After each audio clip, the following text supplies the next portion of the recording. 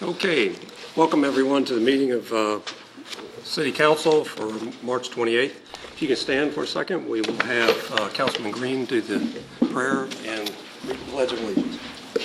Let us pray. Our most gracious Heavenly Father, we thank you for the many blessings that you bestow upon us every day, especially the blessing of this day, this wonderful city. We please ask that you be with those who are less fortunate, those who are sick, bereaved, have suffered from natural disasters. Put your comforting hand on them as only you can do. Please be with our troops. Bring them home safely. We ask these things in your Son's name. Amen. I pledge allegiance to the flag of the United States of America and to the republic for which it stands, one nation, under God, indivisible, with liberty and justice for all. Okay, thank you very much. Got a pretty full agenda tonight, but we're going to start out with something very positive. If I could get Mark Bellamy to join me at the podium for a second.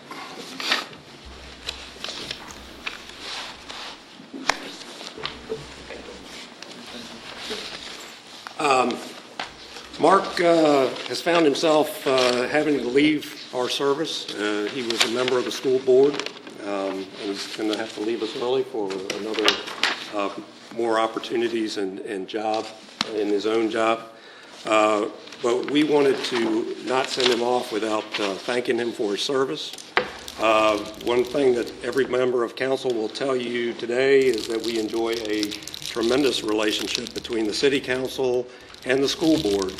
And Mark was one of the first ones that really started a better relationship, so to speak. So we really appreciate his service. And Mark, thank you.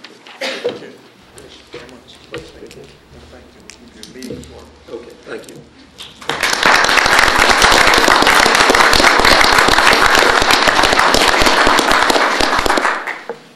Okay, next on the agenda is Mrs. Ty. She's going to let us know about new program available at the library. Yes, ma'am. Yep. If we could, before Liz starts, it would be nice to recognize we have a bunch of folks that are dedicated tirelessly to our library. Shauna Canella, who is here. She's the chairman of the Library Advisory Board. Deborah Sterling and Ann Wilson, also library board members. And Ann Braun, who is the president of the Friends of the Library. We would not have nearly the world's greatest library if it wasn't for the tireless efforts of you folks, and we appreciate it. Thank you very much.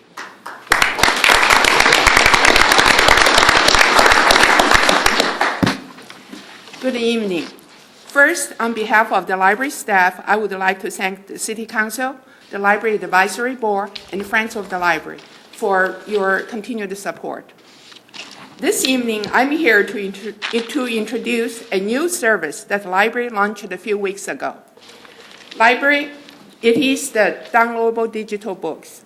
Library patrons can download audiobooks and ebooks from the library website. Patrons can enjoy best-selling novels and classics on their computer, transfer titles to their iPod, MP3 players, or burn to CDs to listen to in their car. This service is available 24/7, and at your home or office or anywhere else you can download. It is provided by Overdrive Incorporated. It's a digital book distributor. Poquoson Public Library subscribes to this service through Virginia Southwest Public Library Consortium. It consists of 16 public libraries. Most of them are located in the southwest part of Virginia. In order to access this service, you need a library card and the internet connection. You also need to download and install on your computer 2 application programs that allow you to enjoy the digital books. To get started, you need to go to the library website, click the link, downloadable ebooks and audiobooks. Select the titles that you are interested, check them out, and download to your computer or any other compatible reading devices, then enjoy them. Lending periods for digital books are varies. You can choose your own, from 1 week to 3 weeks. And at the end of the lending period, the digital book will be removed from your computer and returned automatically. So there's no fines or late fees. You can choose from hundreds of popular fiction and nonfiction titles. There is something for everyone.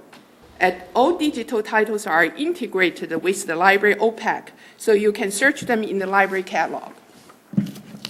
If a title that you are interested in is not available, you may place a hold. So you will be notified by email when it is available. Policies, procedures, technical help, and shortcuts are available online and also at the library. Library staff is working on a how-to workshop for the public on selecting, downloading, and transferring the digital books. We hope that you will enjoy this new service.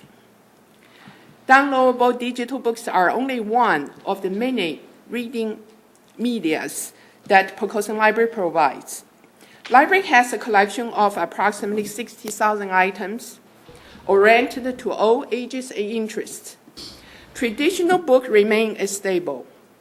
Library also offers DVDs, books on CDs, books on MP3 players, music CDs, online databases on various topics, and Kindles and Nooks with preloaded bestsellers. The library staff strives to provide customer-based service to meet the information needs of our community. The traditional function of a library, providing a place to read and to meet, will always continue. However, as a source for information and learning, the library is no longer contained by its physical boundaries.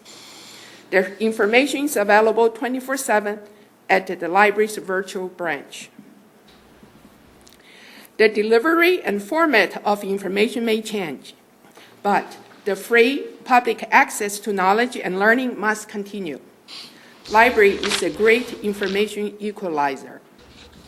Whatever format knowledge adopts, library will adapt. Besides providing the best possible resources and programs, Poquoson Public Library poised to continue its role as a community center, where art exhibits, classes, workshops, book talks, story times, reading clubs, poetry reading, musical performances, public meetings, and many other services are offered. Your library is more than just a place for books. It has become a place for people. Please drop by and check us out and see how your tax dollars are at work. Thank you, Ms. Tai. Yeah.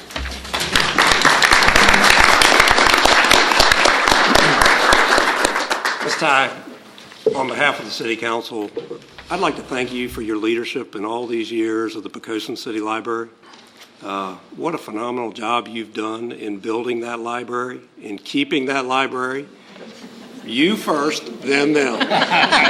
You first, then them. Okay.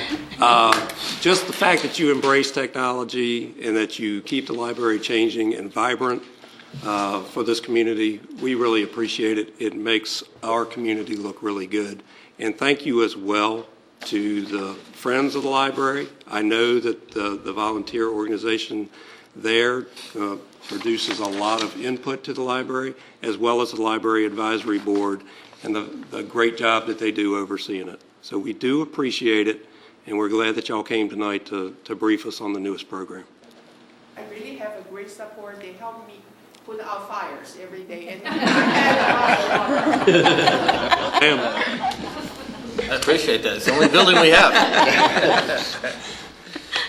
Okay, Randy, I think you have some special introductions. I do. It is my pleasure at this time to invite our two newest employees forward, Mr. Joshua Snelson and Charles Keith. If you two gentlemen would come up.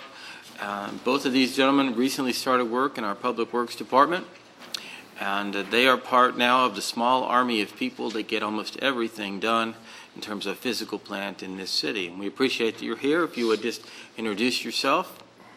How you doing? I'm Chuck Keith. Spent 8 years in the Marine Corps, Iraqi veteran, and for the past 5 years, I work for City of Chesapeake. Thank you for your service. Proud to be here. And welcome. Thank you. My name is Joshua Snelson. I served 5 years in the United States Navy. recently discharged honorably. Glad to have the opportunity to work for y'all, and I hope to do my best to keep y'all happy.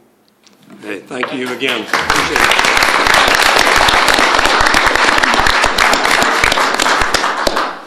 And one more. We have one last introduction. It's to members of council and also to our community. Tyra, if you would come up, I'm pleased to introduce to you those of you that have not met her yet.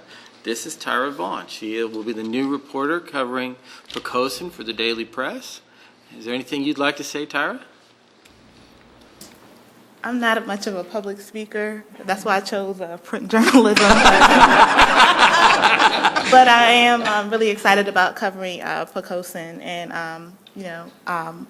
feel free to give me a call, 247-7870, if you have any story ideas for me. Thank you. Thank you, Tyra. Okay, that's all we have. So at this time, we'll open the audience for visitors.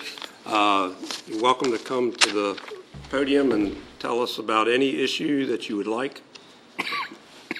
Yes, sir. And please state your name and address for the Mayor, Vice Mayor, City Manager, City Council. I'm Casey Stratton. I live on Ridge Road, and I'm losing my thought. And I guess I'd be considered the new guy in town because I've only lived here 16 years. But anyway, my issue is I'm in the ending process of getting my house raised an additional 7 feet. And I'm very happy with the contractor and the price and the expediency with which he's working. In fact, he's so quick, it wasn't 48 hours after I shook his hand that the house was in the air. That's the truth. But one of the concerns is it's been 5 weeks since they started. And in that 5 weeks, there's been 5 addendums added to that contract bottom line, which increased my costs $10,000 additional dollars. I'm happy with that price. I'm very satisfied with it. Joanne, my future intended, and myself had the foresight and wherewithal to put aside a 20% contingency to cover those unknowns. I'm afraid there's a lot of people in this town that don't have that luxury. And for that reason, I would like to propose that there be a way to contact people to get a list of some of the questions they should ask these contractors prior to signing the bottom line. These contractors, there's several of them in town, and they're all bidding for a very high-priced commodity product, and so they're very competitive for that reason. And a lot of these bottom lines are not misrepresented, but I think they don't take into consideration all the unknowns, and they can't really state those because they don't know, because every job is going to have a different list. But I just think it'd be good if our citizens could know or have a source to go to get some education as to how to pick their contractors and what questions to ask. Okay. That's all I have. Thank you very much. Thank you. Anyone else? Any subject? Okay. Now we'll close the audience for visitors, and council, if we can move on with the approval of the minutes. Mr. Mayor, I move that we approve the minutes of the regular session of March 14th, 2011. Second. Okay, motion's made and seconded. Judy, would you please call the roll? Councilwoman Crawford. Aye. Councilman Krieger. Aye. Councilman Southall. Aye. Vice Mayor Freeman. Aye. Councilman Green. Aye. And Mayor Hunt. Aye. Mr. Mayor, the motion carried by a vote of 6-0. Okay. And there's no work session. Oh, yes, there is a work session. Mr. Mayor, I move that we approve the minutes for the work session of March 14th, 2011 also.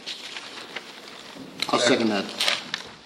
Okay, any comments or discussion? If not, Judy, please call the roll. Councilman Southall. Aye. Vice Mayor Freeman. Aye. Councilman Green. Aye. Councilwoman Crawford. Aye. Councilman Krieger. Aye. And Mayor Hunt. Aye. Mr. Mayor, the motion carried by a vote of 6-0. Okay.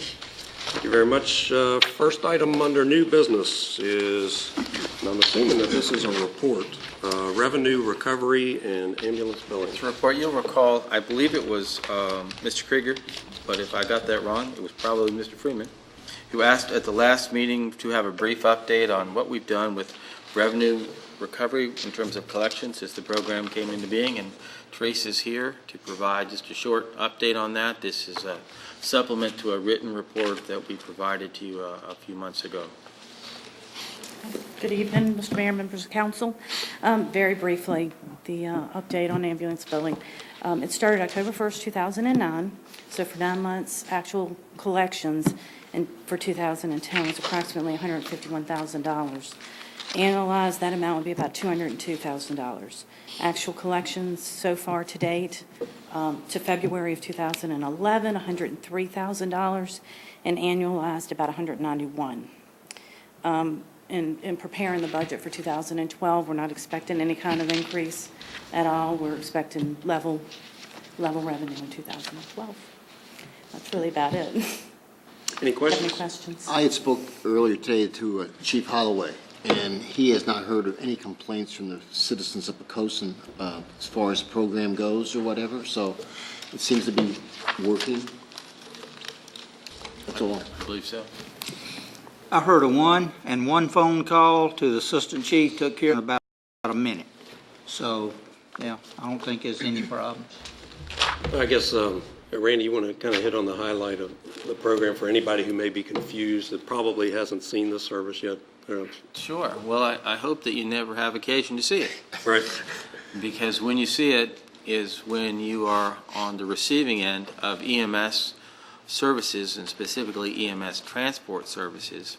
This is a program that the city put in place, and there are many other localities in Virginia that have the same program, that allows the city in this case to bill existing insurance companies, including Medicaid, Medicare, when appropriate, for our costs associated with that medical transport.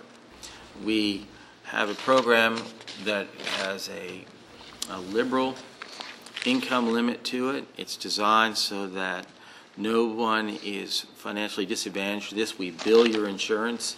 If you are a citizen of this city, we consider that to have met your copay as far as we're concerned, and we waive that. And as I say, we have a liberal waiver provision, which is not unique to us.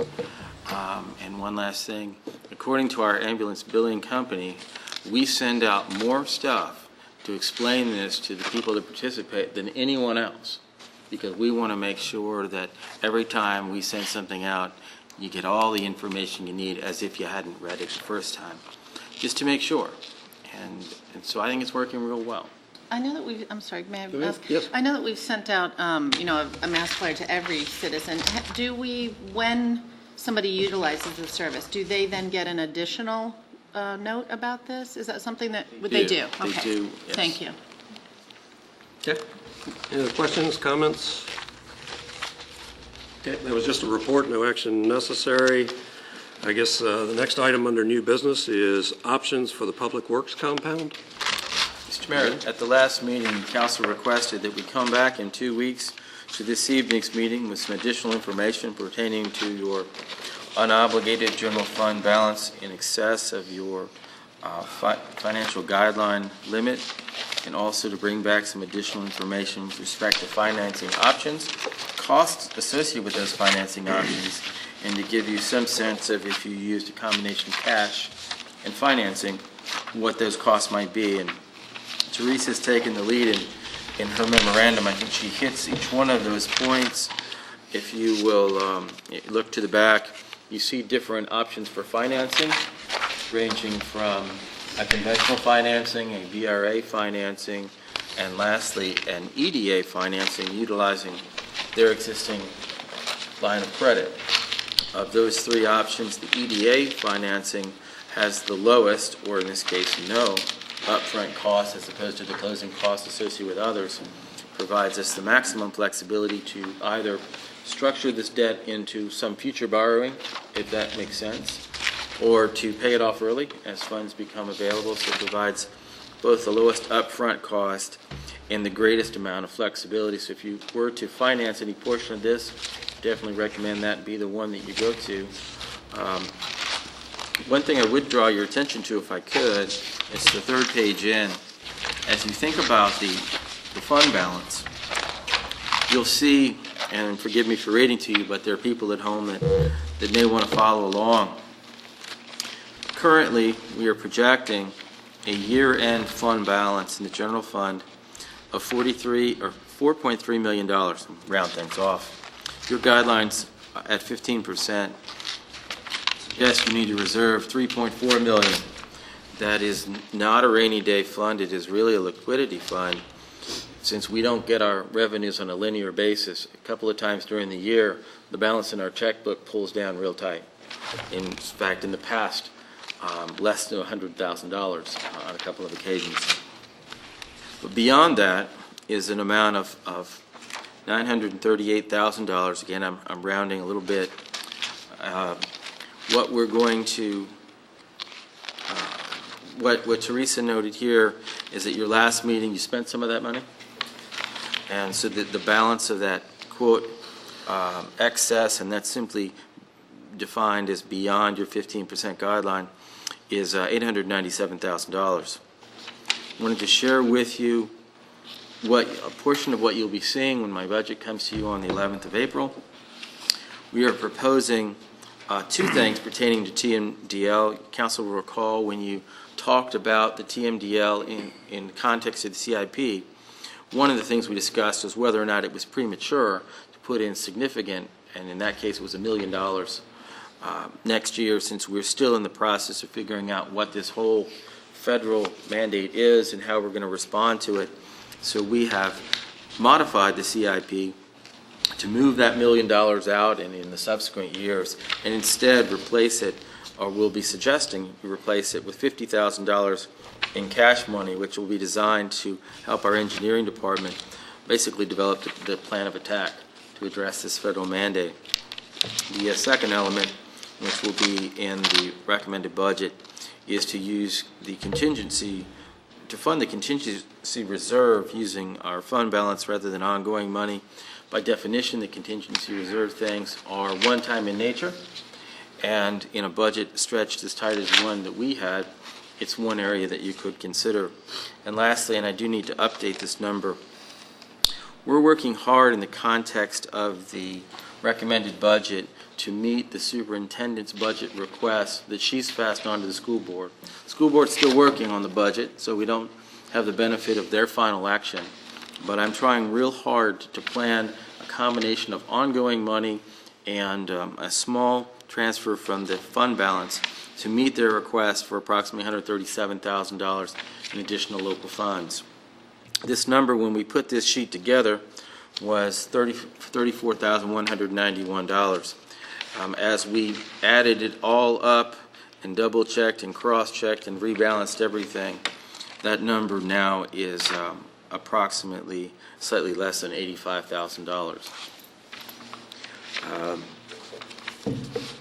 Another thing that I will ask you all to consider, you don't have to designate this in the budget, but I'm asking you to think about this as we head into the next budget process, is that between what's going on in the Middle East, which from a price of gas and the effect on the personal property market and the assessment of vehicles, both new and used, is difficult enough, but you compound that with the recent events in Japan, and we have a great deal of uncertainty in fuel.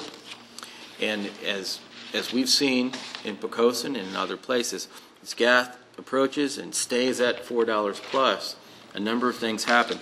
One of those things that happens is obvious. Our cost for energy goes up. So what may not be as obvious until you really think about it is as gas gets more expensive, the types of new cars that people buy are not the Hummer type vehicle, but the fuel efficient vehicle, which is usually less expensive.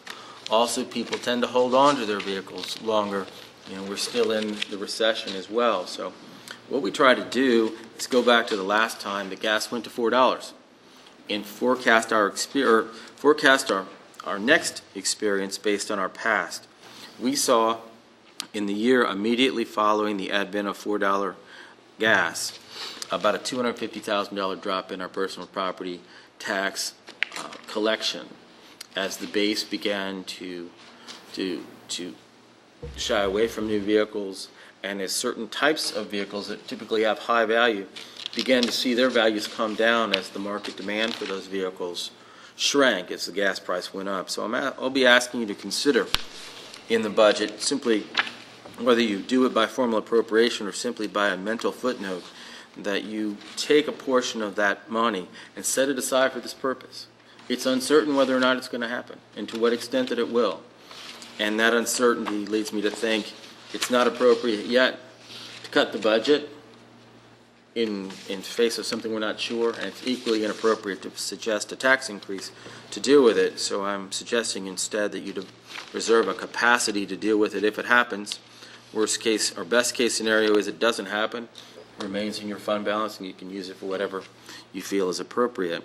If you roll all of that up, and momentarily, if you will agree conceptually, you take that 426 at the bottom, add again the $50,000 back to the school transfer, and that is about $475,000. And that tells you, based on our current estimates, how much money is remaining in the fund balance beyond your 15% guideline that's not otherwise going to at least be suggested for commitment in the budget you'll see in a couple of weeks. So with that, I think we've answered your questions, and we would await your direction. I guess a question and a comment. Have you contacted the EDA to see if they're agreeable to financing the loan? Dave had an opportunity to speak with Mr. Freeman last week, and he was very favorable with that. Yes, sir. Okay. And the second thing is just a comment that some of us aren't always that smart to buy a new car that's fuel efficient. Some of us buy Ford F-150 trucks that don't do well. And we appreciate that as long as they hold their value. Thank you. You want to know? No, I want another. Any other questions, comments? I'd just like to propose that we proceed with the EDA financing part of it, because I think you're going to find that in this economic climate, the cost of this building is going to be surprisingly lower than what's projected here. And I think it's a great opportunity to move forward with it. It's definitely needed, and I think we should go with the entire building with the concrete floor, because I truly think that the bids are going to come in really low. Okay. Hearing nothing else, I mean, we talked individually, I think, on the phones, basically about deferring this out of this year's budget and keeping that for when the building is actually constructed. Are we still on the same page with that? Does the EDA financing change that at all? No. Nope. I guess assuming that you approve the capital plan, which includes it in the more in its original incarnation, which is consistent with what Mr. Green just said, then what we'll do is we'll proceed on. We've already begun the process of bidding this building in anticipation, with both alternatives in it. We will bring you the contract for consideration when it's appropriate, along with the appropriate EDA agreement and the repayment schedule with the EDA, and we'll move forward unless otherwise directed in that direction. Okay. That's good. Questions or comments? Feels like a solid direction and a consensus. And on behalf of a whole bunch of people, thank you. Well, thank them. I think a lot of us didn't realize how bad it had gotten, and we thank you all for bringing it up. All right, next item under new business is a resolution adopting the capital improvements plan for 2012 through 2016. Therese, if I get anything wrong, please let me know, but I think there have only been two changes since you saw this document last. The first is the change in the financing for the Public Works building to reflect cash or debt, which is still consistent with the decision that you just made. And the other was to move out the TMDL, $1 million a year, 1 year out, and substitute in its place a $50,000 cash funded engineering study. Teresa, did I miss anything else significant? Thank you. After going to the TPO meetings, I would ask council to consider putting more comments in here concerning the proposed sidewalks, sidewalk improvements, and the like. The reason I suggest that is because on the 6-year project, that's recommended, not including With Creek Road, that's a different pot of money. Poquoson doesn't have a transportation project that's listed there for those type of funds. So one thing I would tell you is we don't have them listed because, quite honestly, I don't think we have them anything else really covered on here as far as right-of-way improvements. That's correct. But that gives us another bargaining chip when we go to the Transportation Authority and ask for funding. So something like what we talked about probably a year or 2 years ago, the roundabout down on the intersection of Poquoson Avenue, Little Florida, that could be included as something put in here, and also the thing that I guess Ms. Vaughn mentioned last time about a roundabout on is that Victory Boulevard? Victory Boulevard in City Hall area. That could be in here also, couldn't it? We're showing transportation funding for those, yes. But as well, I mean, if you were to, I don't know how exactly to do this, Randy, but you would make a motion and then say adopt phase 1 or phase 2 and 3 of the sidewalk committee plan. If I could take a half a step back, if I could. I'm not as familiar with how you do this in a city. In the county, I'm very familiar. You get an allocation from VDOT each year. They ask you to program your priorities for public improvements, which could be roads, it could be sidewalks, it could be related drainage, but typically in a county, it's roads because the state takes care of drainage. And you prioritize it within the money that you have available. In our case, the money that we have available is the money that we put right into Public Works and to do the street maintenance that we do now. There's no additional money that I'm aware of, but we certainly can come up with a list of transportation priorities of this council, both road priorities, if you call a roundabout a road priority, that as well, Intersection everything that is important to you. And if you all adopt that as your position, then we're in a position to shop non-standard monies when they're available. So it's not so much the 6-year plan, although it can be, but we can use it for more than that. Would you like us to come back and schedule a work session to sort of talk about what those priorities are and then give us a chance to sort of begin to flesh them out for you? I think that'd be helpful. Yeah. Would that be part of the capital improvement plan now, or would it be entirely separate? It could be both, and I don't mean to be evasive. It depends on whether or not you are going to put any city money into it or not. If you are, you should probably plan for that. If you're not, it's less important because we've got to reconcile the 6-year plan and all of that. But why don't you let us work out the details and come back maybe right after we get done with the budget, perhaps in May, and have a work session on the transportation ideas that you have. And then once we understand your thinking, then we'll figure out how we can advance the ball for you. Okay. I bit my tongue during Mrs. Vaughn's presentation, but I think you'd better be very careful how you steer yourselves towards roundabouts.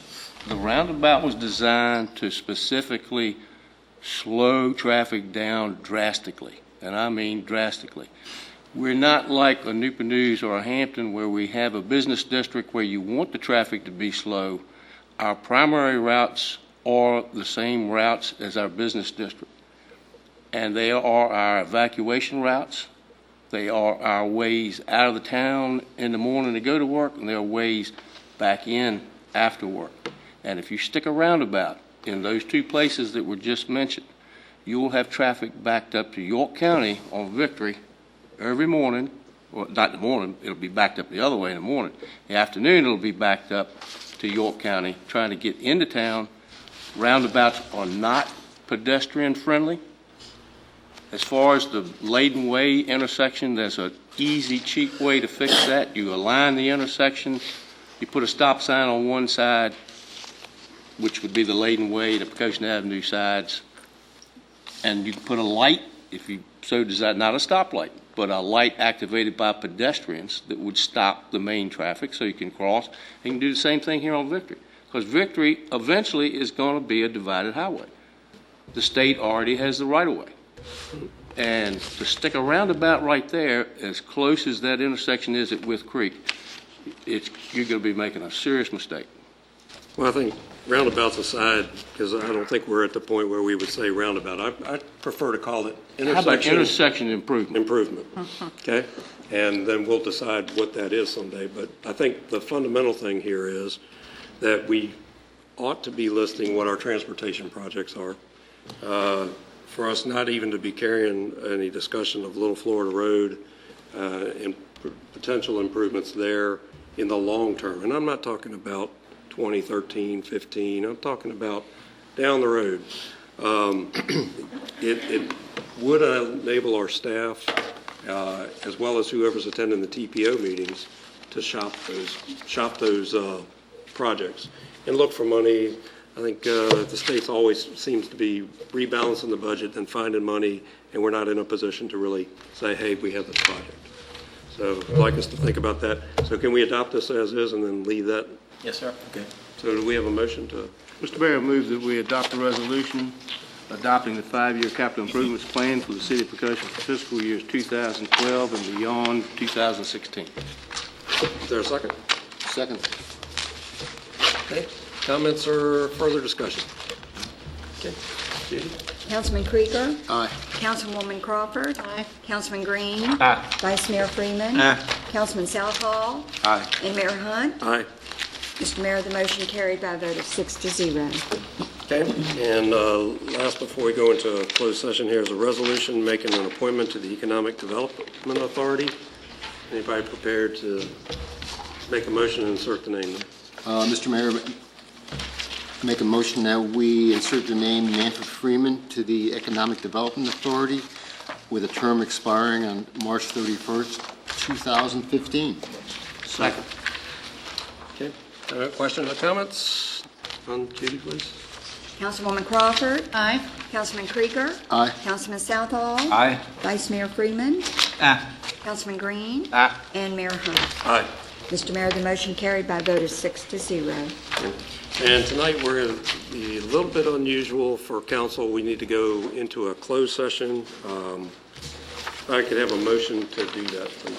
Mr. Mayor, I move that we convene a closed session pursuant to sections 2.2-3711A1, A3, and A4 to discuss personnel matters, disposition of publicly held property, i.e. Messick Point, and personal matters not pertaining to public business, i.e. waivers.